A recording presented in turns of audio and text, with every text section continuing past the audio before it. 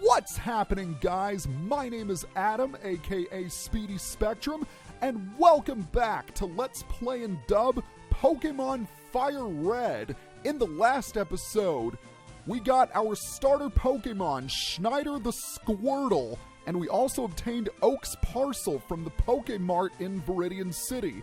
In this episode, we're going to head back to Pallet Town, because there is an important item waiting for us there.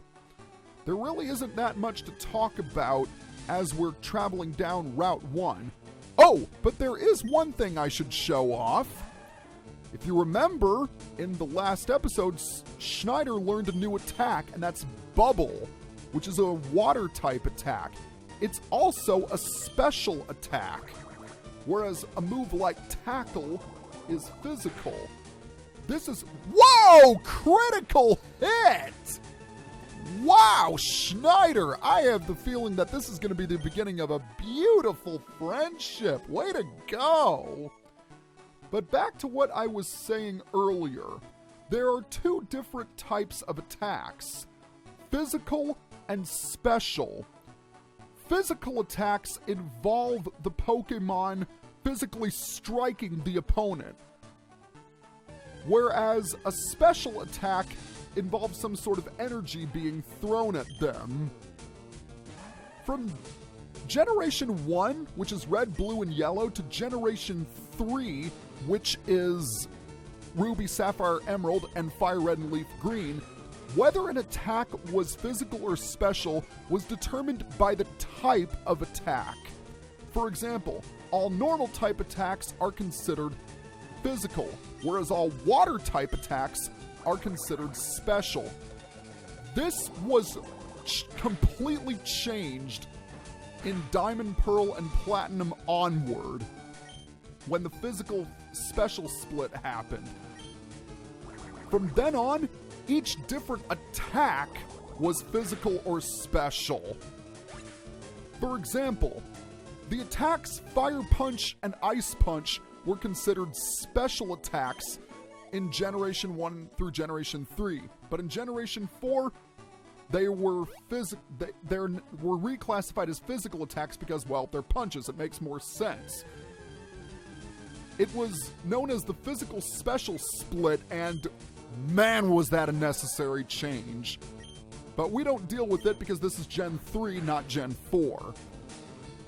And on an unrelated note, we're facing our first Pidgey, which is interesting. Alright, that is it. And Schneider has almost reached level 9. I'm happy about that. Before we pay a visit to Professor Oak, I want to go ahead and talk to Mom for a bit. Because if you talk to your mom, she will automatically heal up your Pokemon. That is rather nice. Your mom's running a Pokemon Center out of her own house. That is really convenient. Okay, now that that's done, let's go ahead and talk to the professor. Oh, Red! How is my old Pokemon? Well, it seems to be growing more attached to you. You must be talented as a Pokemon trainer. What's that? You have something for me? Ah, it's the custom Pokeball. I had it on order. Thank you. Gramps! I almost forgot. What did you call me for? Oh, right. I have a request for you two. On the desk there is my invention, the Pokédex. It automatically records data on Pokemon you've seen or caught. It's a high-tech encyclopedia. Red and Blue, take these with you. You can't get detailed data on Pokemon by just seeing them. You must catch them to obtain complete data. So, here are some tools for catching wild Pokemon. When a wild Pokemon appears, it's fair game. Just throw a Pokeball at it and try to catch it. This won't always work, however. A healthy Pokemon can escape. You have to be lucky. To make a complete guide on all the Pokemon in the world. That was my dream, but I'm too old. I can't get the job done. So I want you two to fulfill my dream. Get moving, you two. This is a great undertaking in Pokemon history.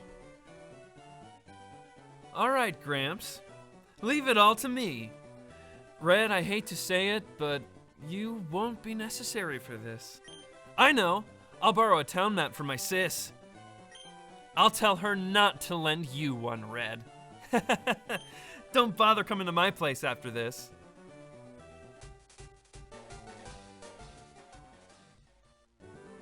Yeah, he's a real peach, isn't he? Well, Professor Oak has laid down the gauntlet. Complete the Pokédex by catching all of the Pokémon. That is our main objective.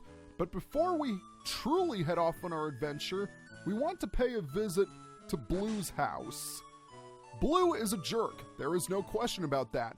Thankfully, his sister Daisy is a little nicer.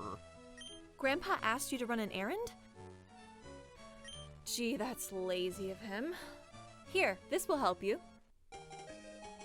She gives us a town map. Thanks to the town map, we will know where we are. For instance, if we open the menu, then go to Bag, we'll want to head on over to the key items section where the town map is. And check it out! We can see a map of the entire Kanto region. We are currently in Pallet Town, and there are a bunch of different places for us to explore. Adventure truly does await us.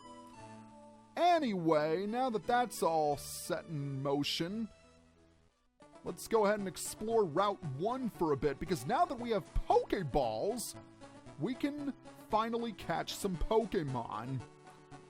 Professor Oak mentions that he wants us to complete the Pokédex. And there are 150 different species of Pokemon that we need to collect.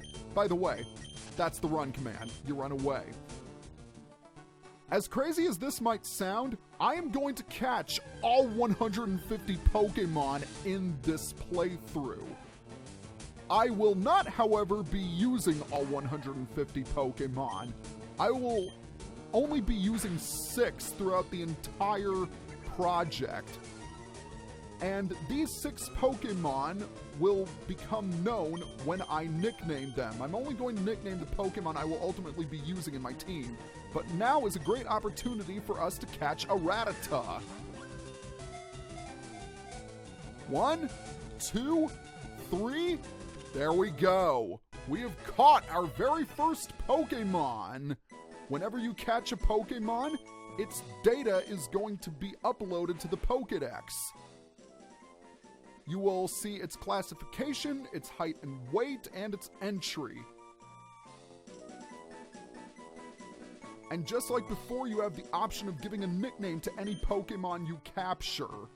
But since I'm not going to be using Rattata on my team, that's why I didn't nickname it. Oh, what luck! We have a Pidgey!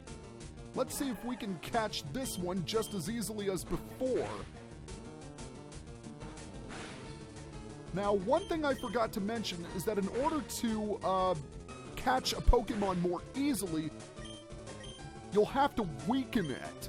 The weaker a Pokemon is, the less likely it will be to break free. 1, 2, 3, there we go. Pidgey has now been caught.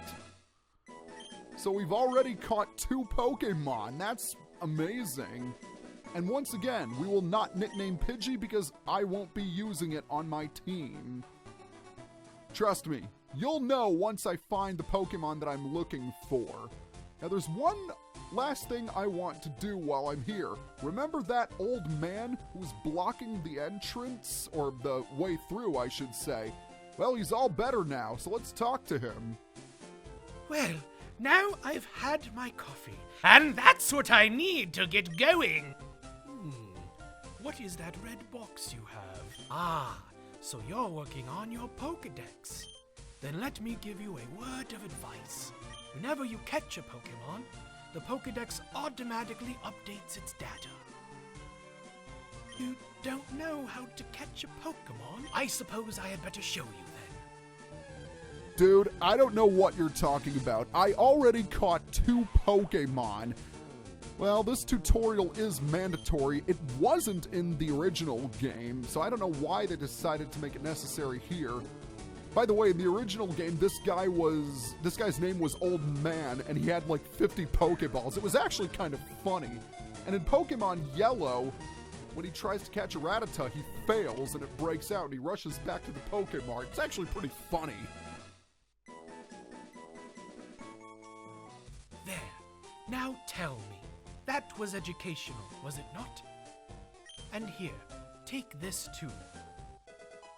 And he gives us the Teachy TV. This is an item that was not in Red, Blue, and Yellow. It was introduced in the remakes. If there's something you don't understand, watch that. It will teach you about the basics of being a Pokémon trainer. The Teachy TV is a tutorial device. It tells you the basics of battling, status ailments, how to catch Pokémon, the whole kit and caboodle. I'm not really going to go over it, though. Anyway, I think this is a good place to stop. So next time on Let's Play and Dub Pokémon Fire Red, we are going to enter the next area where we will hopefully catch our second party member. The second Pokemon that I'm going to be using. See you guys next time.